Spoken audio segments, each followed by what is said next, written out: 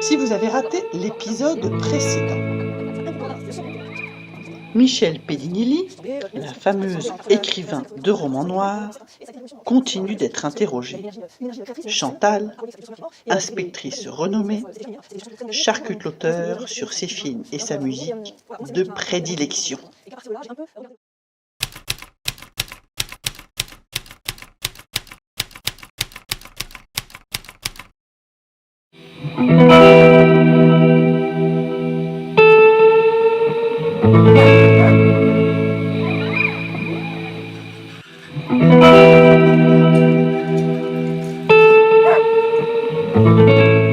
Bon alors, Et Fabio, il a fait pipi là, récemment, là, parce que là, ça fait longtemps qu'on est là. Hein, donc, j'ai ouï dire que, avec vos origines italiennes, vous avez une petite acquaintance avec les œuvres méditerranéennes.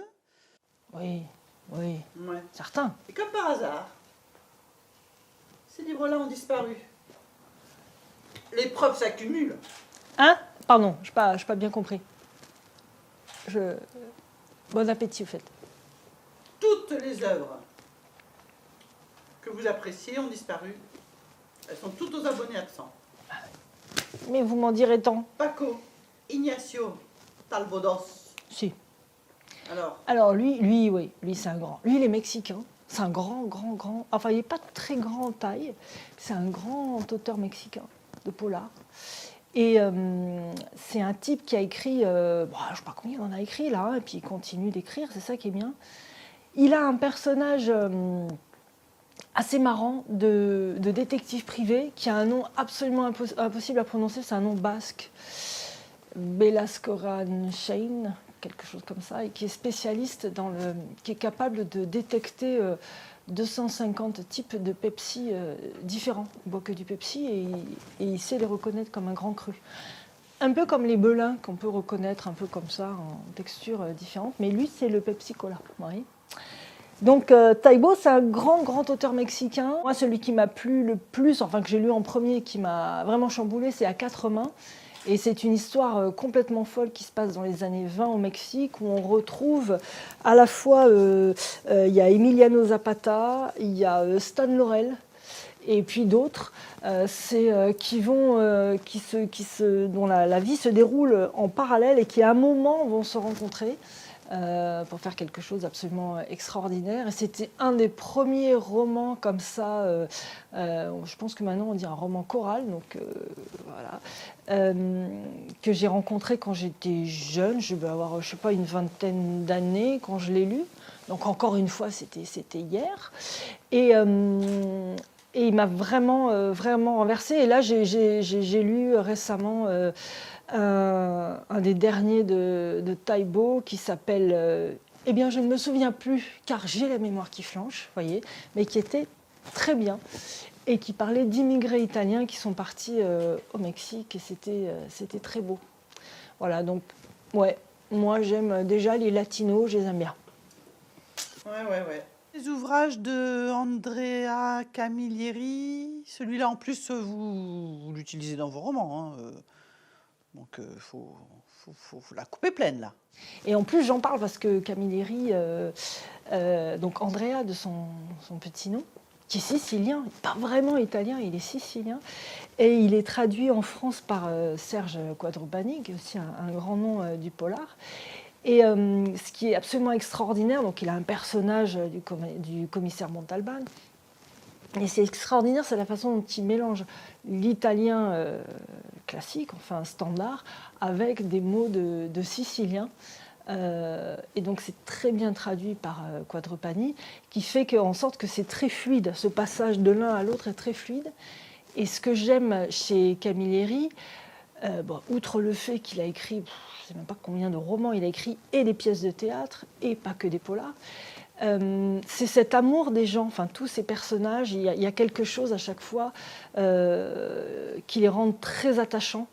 Son personnage principal, Salvo Montalbano, qui est le commissaire sur cette île, enfin qui est en Sicile, dans une ville qu'il a inventée. Et oui, Fabio. Mais il aurait pu s'appeler Fabio, mais il s'appelle Salvo. Et ça, c'est vraiment, moi je trouve que c'est un grand bonhomme parce qu'il y a une espèce de fluidité, de simplicité dans l'écriture, de rapidité. Et il a écrit aussi des romans qui ne sont pas des polars et qui sont extrêmement...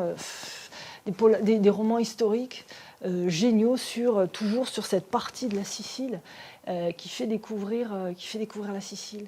Donc Camilleri, ouais, et j'en parle parce que je suis attachée à Camilleri depuis très très longtemps. Et dans Après les chiens, je parle d'un roman en particulier qui s'appelle Le Tour de la Bouée de Camilleri, dans lequel le commissaire est confronté à des migrants qui arrivent et qui commencent à s'échouer sur les plages de Sicile. C'était en 2001 ou 2002. Et comment on réagit face à ça? Et comment un commissaire réagit face à ça? Est-ce qu'on réagit en force de l'ordre ou est-ce qu'on réagit en humain? Et parfois c'est la même chose, mais parfois c'est contradictoire. Et donc, comme Après les chiens, mon roman parle aussi entre autres, des migrants plusieurs années plus tard dans la vallée de la Roya, j'ai convoqué Camilleri pour lui rendre hommage. Et en fait, Camilleri est décédé peut-être 5-6 mois après la sortie du bouquin, mais du coup, j'étais heureuse d'avoir pu lui dire comme ça, à travers ce livre, que je l'aimais. Parce qu'il faut toujours dire aux gens qu'on aime, qu'on les aime quand ils sont vivants, parce qu'après, c'est trop tard. Enfin voilà, hein, Fabio? Alors, on me dit dans mon oreillette, j'ai le commissaire, il y a une petite évolution dans l'enquête, donc je vais voir ça de plus près, excusez-moi, je m'absente, je vais voir ce qui se passe. Fabio? Fabio.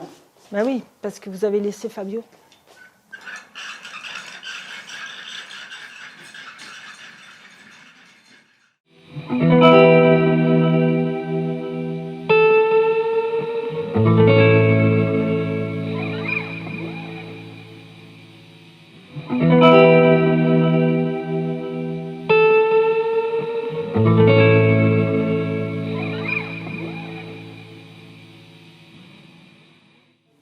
Donc moi, on m'avait vendu une résidence d'écriture à Frontignan, quelque chose de sérieux, quelque chose où je pouvais travailler, me concentrer, et en fait j'ai été accusée de vol dans une médiathèque.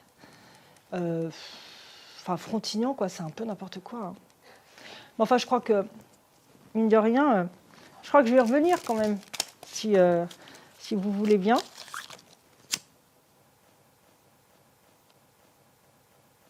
Parce qu'à Frontignan, on casse toutes les règles.